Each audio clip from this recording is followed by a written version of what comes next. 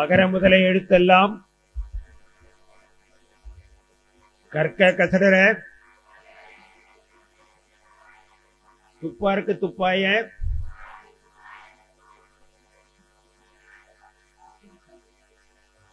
அப்ப 3 குறள் தான் தெரியுமா? குறள் மொத்தம் எத்தனை அதிகாரம்? 133. Very good. அறத்துப்பால் எத்தனை அதிகாரம்? 38. காமத்துப்பால் எத்தனை? நட்பு அதிகாரத்தில் எத்தனை குறள்கள் இருக்கு? யாராவது ஒரு ஆள் சொல்லுங்க. நட்பு அதிகாரத்தில் நட்பு சம்பந்தமா எத்தனை குறள் சொல்றாரு வள்ளுவர்? யாராவது ஒரு ஆள் தான் சொல்லணும். யாருமே ஒரு ஆள் கூட இல்லையா? திருக்குறள் 10 குறள் ஐயா. நட்பு 50. மொத்தம் 50 குறள் சொல்லியிருக்காரு வள்ளுவர் நட்பு பத்தி. நான் எதுக்காக இவ்வளவு தூரம் சொல்றேன்னா, நமக்கு அறத்துப்பால் 38 அதிகாரம், காமத்துப்பால் 25, 63 போச்சுன்னா 70 அதிகாரம் பொருட்பால் தான் சொல்லியிருக்காரு வள்ளுவர். அதாவது வள்ளுவர் கூறியதில் 50% மேல் பொருட்பால் தான். ஏன்னா பொருள் இல்லாருக்கு இவ்வுலகம் இல்லை. நான் திருக்குறளுடைய அடிப்படை அன்பும் அறமும் தான். அதில் ஒன்றும் சந்தேகமே கிடையாது, ஐயப்பாடு கிடையாது. அன்பும் அறனும் அதனுடைய வேர். ஆனால் திருக்குறளுடைய முழு பலனையும் நீங்கள் அடையணும்னா பொருட்பாலை நல்லா புரிஞ்சுக்கணும். அதைத்தான் நான் சொல்ல வரேன். பொருட்பாலில் முதல் குறள் என்னன்னு தெரியுமா உங்களுக்கு? படை குடி கூழ் அமைச்சு நட்பு அரண் ஆறு இவ்வாறும் உடையான் அரசருள் ஏறுங்கிறார். ஒரு அரசனுக்கு என்னென்ன வேணும்னு சொல்றாரு வள்ளுவர். நீங்க கொஞ்சம் அமைதியா இருந்தீங்கன்னா நம்ம பேசலாம். நீங்க பேசுனீங்கன்னா நான் பேச முடியாது. வள்ளுவர் எப்படி இந்த காலத்துல நம்ம ஃபர்ஸ்ட் சிட்டிசன் பிரசிடென்ட் ஆஃப் இந்தியாவை சொல்றோமோ, பழைய காலத்துல ஃபர்ஸ்ட் சிட்டிசன் யாரு? பண்டைய காலத்துல ஃபர்ஸ்ட் சிட்டிசன் அரசன். அரசனுக்கு தான் இந்த குறளை சொல்றார் அவர். ஒரு சிறந்த அரசன்னா நல்ல படை வேணும், நல்ல குடிமக்கள் வேணும், நல்ல நட்பு நாடுகள் வேணும், நல்ல கூழ்னா விளைச்சல்னு அர்த்தம், இன்கம் வரணும், நல்ல அரண் வேணும் அப்படின்னு ஆற சொல்றார். என்னுடைய ஆராய்ச்சின்னு நண்பர் சிவகுமார் நூலகர் சொன்னாரு, நான் திருக்குறளில் பார்த்த வரைக்கும் வள்ளுவர் அரசனுக்கு சொன்னது எல்லாமே இந்த காலத்தில் நிறுவன தலைவர்களுக்கு பொருந்துது. அரசன் அமைச்சருக்கு சொன்னது எல்லாமே இந்த காலத்தில் மேலதிகாரிகளுக்கும் பணியாளர்களுக்கும் பொருந்துது. அந்த பார்வையில தான் நம்ம இன்னைக்கு இதை பார்க்க போறோம். நேரம் குறைச்சலா இருக்கு. முதல்ல 30 நிமிஷம்னாங்க, இப்போ 20 நிமிஷம்னாங்க. இனிமே குறைக்க மாட்டீங்களா? ஸோ அதுக்குள்ளார நம்ம முடிக்கணும். நீங்க வள்ளுவர் சொல்றதுல சில குறள்களை மாத்திரம் நம்ம எடுத்து பார்ப்போம். திட்டமிடுதல் பத்தி ரொம்ப அழகான குறள் ஒன்று சொல்றாரு வள்ளுவர். ஏன்னா வள்ளுவர் அரசனுக்கு சொல்றாரு, அமைச்சர்களுக்கு சொல்றாரு, பணியாளர்களுக்கு சொல்றாரு. அதை நம்ம இந்த காலத்துக்கு எடுக்கிற போது திட்டமிடுதல் பற்றி வள்ளுவர் சொல்றது. எண்ணி துணிகங்கிற குறளை யாராவது முடிங்க பார்ப்போம். அங்க மைக் இருந்தது. யாராவது ஒரு ஆள் எண்ணி துணிகன்னு தொடங்குற குறளை முடிங்க பார்ப்போம்.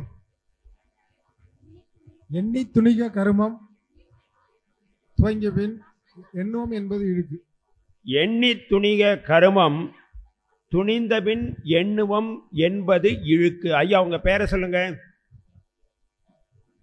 செந்தில் ராஜன். என்ன நீங்க மாணவரா ஆசிரியரா? திருக்குறள்ல மாணவர் தான். ஆடி சக்க கைதட்டுங்க. என்னைக்குமே மாணவனா இருந்தா கத்துக்கிட்டே இருக்கலாம். டெய்லி நேற்று இருந்ததை விட இன்னைக்கு நம்ம இம்ப்ரூவ் ஆகியிருக்கலாம். ஸோ வள்ளுவர் சொல்றது எண்ணி துணிக கருமம் துணிந்தபின் எண்ணுவோம் என்பது எழுத்து. இதான் பிளானிங். நீ இன்னைக்கு மாடர்ன் மேனேஜ்மெண்ட் டெக்ஸ்ட் புக் பார்த்தீங்கன்னா பிளானிங், ஆர்கனைசிங், ஸ்டாஃபிங், மானிட்டரிங்னு 4 சொல்லுவாங்க. திட்டமிடணும், அதுக்கு தகுந்த மாதிரி ஆர்கனைஸ் பண்ணணும், அப்புறம் டெலிகேஷன் மாதிரி வேலையெல்லாம் பண்ணணும், அப்புறம் மானிட்டர் பண்ணணும். நான் உங்களுக்கு ஒரு சின்ன குட்டி கதை சொல்கிறேன்.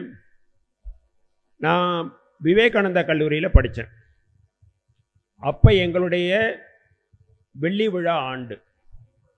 வெள்ளி விழாவுக்கு யாரை வரவழைச்சோன்னா அப்போதைய குடியரசுத் தலைவர் விவி கிரி. இங்கே 50-60 வயசுக்காரங்களுக்கு தெரியும். விவி கிரின்னா தொப்பைய பெரிய ஆளாக இருப்பார், மோட்டாவா. அவரை கூப்பிட்டோம். நாங்கள் ரொம்ப சந்தோஷப்பட்டோம். பிரசிடெண்ட்டை விட யார் பெரிய ஆள் இருக்காங்க வர்றதுக்கு, எங்கள் ஃபங்க்ஷனுக்கு வராரு. காலேஜில் அந்த கமிட்டியில் நானும் இருந்தேன். குடியரசுத் தலைவர் வரனா அதுக்கு முன்னாடி செக்யூரிட்டி எல்லாம் வந்து எல்லாம் ஒழுங்காக இருக்கான்னு பார்க்குறதுக்காக வந்தாங்க. வந்த உடனே அவங்கள நாங்கள் வரவேற்றோம். முதல் கேள்வி கேட்டாங்க, பிரசிடெண்ட்டு எங்கே இறங்குவாருன்னு கேட்டாங்க. காரில் வந்து எங்கே இறங்குவார். நாங்கள் கேட்டில் தான் நின்றுந்தோம். இங்கே தான் இறங்குவார் அப்படின்னோம். எங்கே மேடைன்னு கேட்டாங்க. அதுவும் அங்கே இருக்குல்ல, அதான் மேடைன்னு. இங்கேருந்து எவ்வளோ தூரம்னாங்க. என்ன ஒரு 500-600 மீட்டர் இருக்கணும். நடந்து போவாரான்னு கேட்டாங்க. நீங்கள் எப்படி சொல்கிறீங்களோ அப்படி செய்வோங்கன்னும். பிரசிடெண்ட் நடக்கொள்ள மாட்டார், காரில் தான் போகணுன்னாங்க. சரி, கார்லேயே போகட்டணும். காரில் போகிறதுக்கு ரோடு எங்கேன்னு கேட்டாங்க. அப்போ தான் எங்களுக்கு புரிஞ்சுது, கேட்டுக்கும் மேடைக்கும் ஒழுங்கான வழியே இல்லை. சரி, நாங்கள் ரோடு போட்டுடணும், முதல்ல நோட் பண்ணுங்கண்ணா. ரோடு போடணும் அப்படின்னு நோட் பண்ணு. அப்புறம் அங்கே போன உடனே மேடையில் யார் யார் இருப்பாங்கன்னாங்க. நாங்கள் ஒரு 10-12 பேர் சொன்னோம். பிரசிடெண்ட் வரும்போது இத்தனை பேர்லாம் உட்கார விட முடியாது, 5 பேர் தான் உட்காரணும். யார் யாருன்னு சொன்னாங்க. இடது பக்கம் யார் உட்காருவாங்க, வலது பக்கம் யார் உட்காரும், 2 பேருக்கு இடைவெளி எவ்வளோ இருக்கும் எல்லாம் கேட்டாங்க. எல்லாத்தையும் விட முக்கியமான கேள்வி ஒன்று கேட்டாங்க. மழை பெஞ்சா என்ன பண்ணுவீங்கன்னா, நாங்கள் சொன்னோம் மழை பெய்யாது சார், அது வந்து வெயில் காலணும். அட, மழை பெஞ்சா என்ன பண்ணுவீங்க சொல்லுங்கன்னு அதட்டி கேட்டாங்க. நாங்கள் கொடை பிடிப்போம். அப்போ எழுதிங்க, கொடை ரெடியாக வச்சுக்கோ. அந்த கொடையை யார் வச்சுக்குவாங்க அதையும் எழுத சொன்னாங்க. இதுதான் எண்ணி துணிதல். நீங்கள் நினச்சி பாருங்கள், நாங்கள் ஒன்றுமே பிளான் பண்ணாமல் பிரசிடெண்ட் ஆஃப் இந்தியாவை கூப்பிட்டு அன்றைக்கி மழையும் வந்தீங்கன்னா ஒரு துண்டு கொடுத்து அவரை தொடக்க வைக்க முடியுமா? வள்ளுவர் அதனால தான் நீங்கள் சொல்லி ஃபுல் ட்ரெஸ் ரிஹர்சல்னு கேள்விப்பட்டிருப்பீங்க. ரிப்பப்ளிக் டே பரேடுக்கு டக்குன்னு வந்துட மாட்டாங்க, முன்னாடியே ரிஹர்சல் பண்ணுவாங்க, ஃபுல் டே ரிஹர்சல் பண்ணுவாங்க. எதையுமே வள்ளுவர் எவ்வளோ அழகாக சொல்கிறாரு பாருங்க, எண்ணி துணிக. நீங்கள் கூட சினிமாவில் கேட்டு எதையுமே பிளான் பண்ணி செய்யணும்னு சொல்லுவான்ல நம்ம வடிவேலு, அவன் சொல்கிற வேறு கான்டெக்ஸ்டில் சொல்கிறான். நீங்கள் இப்போ வந்து உங்கள் குடும்பத்தில் ஒருத்தவங்களை ஆஸ்பத்திரியில் சேர்க்கணும்னு வச்சுங்க, எண்ணி துணியணுமா வேணாமா? போய் தடான்னு பெரிய ஆஸ்பத்திரியில் சேர்த்துற முடியுமா? பணம் கட்ட முடியுமான்னு பார்க்கணும். இருக்கிறதுலே மட்டமான ஆஸ்பத்திரியில் சேர்த்துற முடியுமா? உழைப்பாங்களான்னு பார்க்கணும். வீட்டை விட்டு தூரமான ஆஸ்பத்திரியில் சேர்த்துற முடியுமா? டெய்லி யாருக்கு கொண்டு போய் சாப்பாடு கொடுப்பாங்கன்னு பார்க்கணும். எத்தனை நாள் வச்சுக்குவாங்க இங்கே டாக்டர். எதையுமே நீங்கள் இப்போ காலேஜில் சேரணும்னு வச்சுங்க, எந்த கோர்ஸ் சேரணும், எண்ணி துணியணும். நம்ம எதுக்காக இந்த கோர்ஸில் சேர்றோம், இதுக்கு எவ்வளவு செலவாகும், இதுக்கப்புறம் வேலை கிடைக்குமா, வெளிநாடா உள்நாடா, எல்லாத்தையும் பார்க்கணும். இந்த மாதிரி எதை வேணால் சொல்லிக்கிட்டே போகலாம். அதேமாரி வள்ளுவர் மேலாண்மையில் இன்னொரு குறள் சொல்கிறார், இதனை இதனால். இதை யார் முடிக்க போகிறா இந்த குறளை? யாராவது ஒரு ஆள்? சார், உங்களுக்கு 2வது சான்ஸ் கிடையாது. இதனை இவன் முடிக்கும் என்றாய்ந்து அதனை அவன் கண் விடல். Very good. இதனால் இவன் முடிக்கும் என ஆராய்ந்து அதனை அவன் கண் விடல். இதுக்கு அவர் பொருள் சொல்வார். நீங்களே சொல்லுங்க ஐயா பொருள். யாராவது ஒரு ஆள், வேற ஒரு ஆள் பொருள் சொல்லுங்க.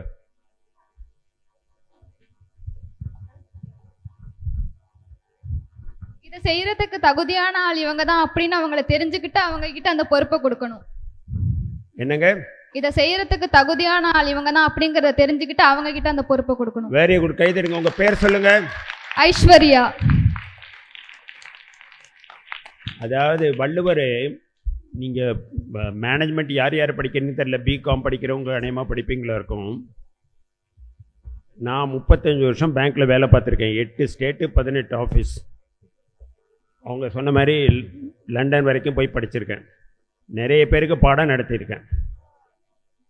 டெலிகேஷன் அல்லது பணி ஒப்படைப்புங்கிறதுக்கு இதை விட ரத்தன சுருக்கமாக நறுக்கு தெரிச்சார் போல சொல்கிறதுக்கு யாருமே கிடையாது. வள்ளுவரில் பாவம் கை தட்டலாமா வேணாமா?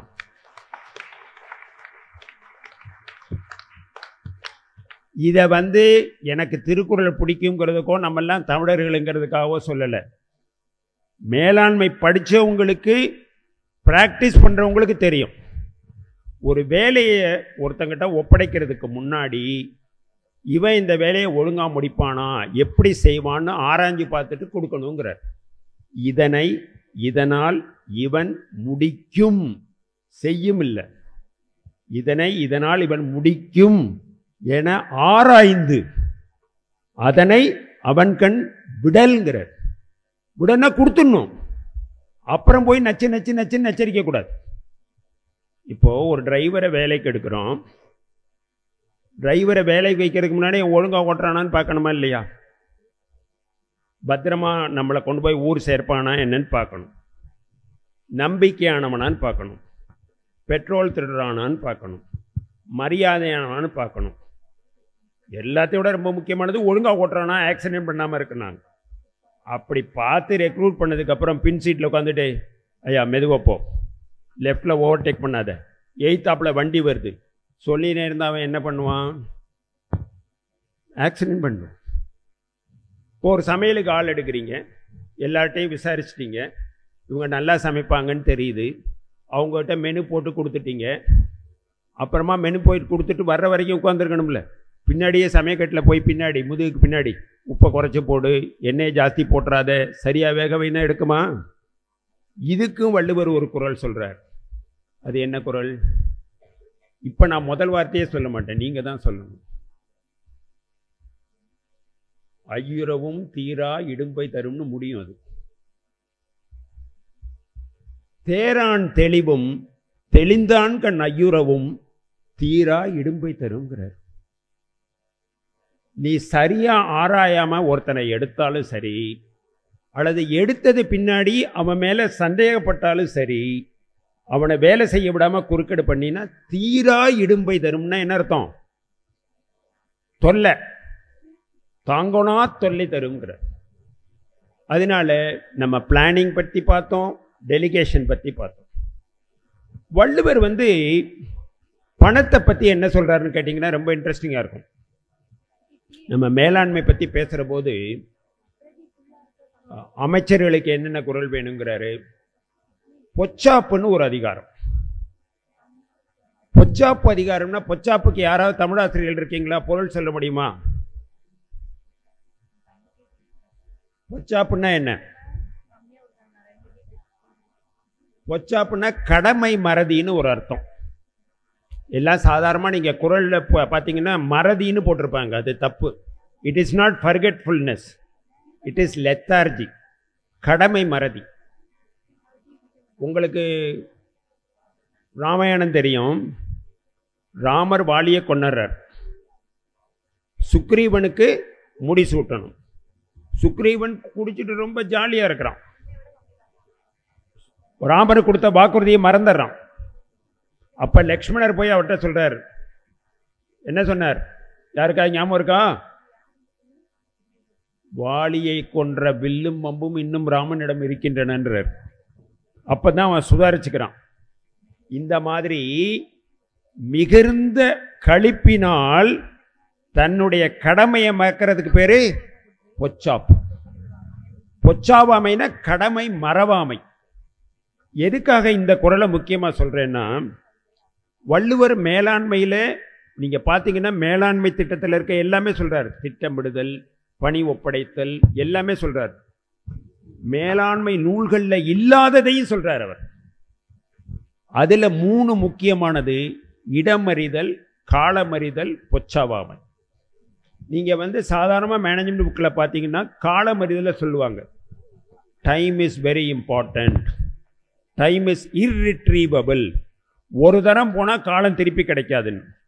ஆனா வள்ளுவர் ஒரு படி போய் எப்பவுமே காலம் ரொம்ப முக்கியங்கிறார். ஞாலம் கருதினும் கைகூடும், யார சொல்றாங்களே, காலம் கருதி இடத்தால் செய்யேன். கைதட்டு வேணாமா? உங்க பேரை சொல்லுங்க. இரா அருண்குமார். ஞாலம் கருதினும், உலகத்தில் என்ன நினைச்சாலும் நடக்குமா? காலமும் இடமும் பொருந்தி வரணுமா? நீங்க அருகம்புல் ஜூஸ் குடிச்சிருக்கீங்களா? எங்க கிடைக்கும்? எப்ப கிடைக்கும்? பார்க்கில் வாக் போறாங்கல்ல, அதுக்கு வெளியில கடை போட்டிருப்பான். ஏன் அங்க போய் விற்கிறான்? ஏன் காலங்காத்தால விற்கிறான் அருகம்புல் ஜூஸு? சூப்பர் மார்க்கெட்டில் போய் அருகம்புல் ஜூஸ் கிடைக்குமா? மார்க்கெட்டில் போய் இப்போ கத்திரிக்காய் வாழைக்காயோட கிடைக்குமா? கிடைக்காது. அந்த நேரத்தில் ஹெல்த் கான்ஷியஸாக இருக்கவன் அங்கே வந்து நடைப்பயிற்சி பண்ணுறவன் அதை குடிக்கணும். அது மாதிரி வள்ளுவர் சொல்றது காலம் அறிதல் வேண்டும், உங்களுக்கு இடம் அறிதல் வேண்டும்ங்கிற. நெடும் புனலுள் வெல்லும் முதலை, இதை யார் முடிக்க போறா? இடம் அறிதலுக்கா வள்ளுவர் சொல்றது? நெடும் புனலுள் வெல்லும் முதலை அடும் புனலின் நீங்கின் அதனை பிற சொல்றாரு. தண்ணிக்குள்ளார இருக்க வரைக்கும் தான் முதல ராஜா. தண்ணியை விட்டு வெளியில வந்துட்டா மற்ற மிருகம்லாம் அதை வென்றுடுமா. என் பேரு வீரப்பன். நான் உங்களுக்கு ஒரு வீரப்பன் கதை சொல்றேன். சந்தனக்காட்டு வீரப்பனை ஏன் ரொம்ப நாளா பிடிக்க முடியல? காட்டில் இருந்ததுனால. அவருக்கு காக்காயினுடைய பாஷையெல்லாம் தெரியுமா? 3 ஸ்டேட் கவர்மெண்ட் எக்கச்சக்கமா ரூபாய் செலவு. ஏன் அவன் அந்த மாதிரி டபாச்சினே இருக்க முடிஞ்சது? இடம். வள்ளுவருக்கு காலம் அறிதல் முக்கியம்ங்கிறாரு, இடம் அறிதலும் முக்கியம். இப்ப ரொம்ப முக்கியமான பாகத்துக்கு வந்துட்டோம் நம்ம திருக்குறள்ல. என்ன நேரம் கம்மி. வேற யாரும் சொல்லாத மேலாண்மையை வள்ளுவர் சொல்லியிருக்காருங்கிறதுக்கு மன்னரை சேர்ந்தொழுகள் அப்படின்னு ஒரு அதிகாரம். மன்னரை சேர்ந்தொழுகள்னா என்னென்ன அர்த்தம்னா, how to conduct before the கிங்னு அர்த்தம். ஒரு மந்திரி, அமைச்சராகப்பட்டவர் அரசன் முன்னாடி எப்படி நடந்துக்கணும், அதை அப்படியே நான் எப்படி மாற்றி சொல்றேன். How a subordinate should behave before the boss. அவர் என்ன சொல்றாருன்னா, அகலாது அணுகாது தீக்காய்வார் போல்க இகழ்வேந்தர் சேர்ந்தொழுகுவார். அரசங்கிட்ட அமைச்சன் எப்படி இருக்கணும்? பாஸுகிட்ட சபார்டினேட் எப்படி இருக்கணும்? குளிர்காயிரவன் வந்து நெருப்புக்கு ரொம்ப பக்கத்தில் போயிடக்கூடாது, போனால் சுட்டுடும். நெருப்பை விட்டு விலகி உட்கார்ந்தா அந்த வெப்பம் கிடைக்காது. அதே மாதிரி ஒரு பாஸுகிட்ட பழகிற போது ரொம்ப கிட்டக்க போனீங்கன்னா அவர் வந்து சனிப்பார்வை தான், எல்லா வேலையும் உங்கள் தலையில் கட்டிடுவார், பொட்டி தூக்க சொல்லுவார். ஏர்போர்ட்டுக்கு போய் 3 பேர் தான் போகிறோன்னா ஜாலியாக இருக்கும். பாஸ் வர்றாரு, பாஸ்க்கு வரவேற்கிறதுக்கு நானும் போகிறேன்னா நீங்கள் தான் பொட்டி தூக்கணும், இங்கே தான் கதவு திறக்கணும். இதே சரி, பாஸ் எவனோ போகிறான், நான் பாட்டு என் வேலையை பார்க்குறேன் அப்படின்னா நீங்கள் இருக்கிறதே பாஸுக்கு தெரியாது. ப்ரமோஷன் வர்ற போது, டிரான்ஸ்ஃபர் பண்ணுற போது உங்களுக்கு கிடைக்காது. பாஸுடைய ஞாபகம், out of sight out of மைண்ட்னு ஆங்கிலத்தில் சொல்கிறாங்கல்ல, பாஸுக்கு ஞாபகமும் இருக்கணும், மேலேயும் விழுந்து பழகக்கூடாது. இதான் அகலாது அணுகாது தீக்காய்வார் போல இகழ்வேந்தர் சேர்ந்து ஒழுகுவார். மாறுபட்ட குணத்தை உடையவருங்கிறாங்க பொழிப்புற சொல்றவங்க. இகழ்வேந்தர் பவர் இருக்குல்ல. இப்ப கடைசியா நம்ம சொல்ல வேண்டியது, வள்ளுவர் பொருள் அதிகாரம், பொருள் செயல் வகைன்னு ஒரு 10 குறள் சொல்றார். பணத்தை பண்ணுங்கன்னு சொல்றார், தெரியுமா உங்களுக்கு? வள்ளுவர் கட்டளை மாதிரி சொல்றார், செய்க பொருளை. யாரா சொல்லியிருப்பாங்களா? பணத்தை பண்ணுடா பைத்தியக்காரங்கிறார், செய்க பொருளைங்கிறார். Money is not a dirty word, profit is not a dirty word. பணத்தை பண்ணுங்கிறார். அதுக்கு அவர் சொல்ற காரணம் இருக்கு, யாராவது சொல்ல முடியுமா? செய்க பொருளைன்னு ஏன் சொல்றார்?